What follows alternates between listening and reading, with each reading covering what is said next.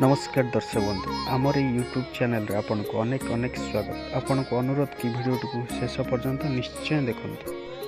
Number 1 घरर पूर्व और उत्तर कोण को ईशान्य कोण कुहा जाए। एही कोण रे भात हांडी रखिबा उचित। नंबर 2 छोट पिलांको बिछଣା तले लुहा एवं कला टीका रखंतु। एहा द्वारा पिला मानक ऊपर खराब शक्तिर प्रभाव पड़ी परिबो नाही। नंबर 3 घरू बाहर को गला बेले मुंडे टिके चंदन लगैकी गले आपण काम सफल हेबो। नंबर 4 सकाळू प्रथम कुलपुंजा पानी रे आखि धोइले कोनोसी आखि रोग होई न थाए। जदि आखि रोग होई थाए आखि रोग मध्य दूरे जाई थाए। 4 नंबर बहु बाप घरे आउ सासु घरे एका दिन रे भोजन कले घरर अमंगल होई थाए।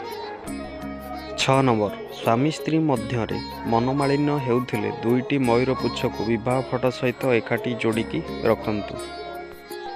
7 नंबर बरर अजुग्म वर्ष एवं कन्यार जुग्म वर्ष होइथिबा समय रे विवाह करिबा उचित। पुरुष किंबा नारी माने केबे भी निजर बेक को खाली रखिबा उचित नुहे। नड़िया खाइबा द्वारा कोष्ठकाठिन्य समस्या दूर होइथाए एवं शरीरर कमजोरी दूर मध्य होइथाए। बासन माजिले हाथ रुखा रुखा हो जाए। क्षीर सहित लेंबू रस मिसेकी हाथ रे लगैले आपण हाथ सुंदर हेबाकू लागिवो। जदि आपणक शरीर कुंडेई होउची ताहाले रातिरे सोइबा पूर्व देहरे बादाम तेल लगांतु। कुंडेई हेबा भल होइजिवो। प्रतिदिन मुहरे कंचा क्षीर लगांतु और किसी समय पर याकू धोई दियंतु। एमिति किछि दिन करिबा द्वारा आपणक मुहरे चमक आसीथाए।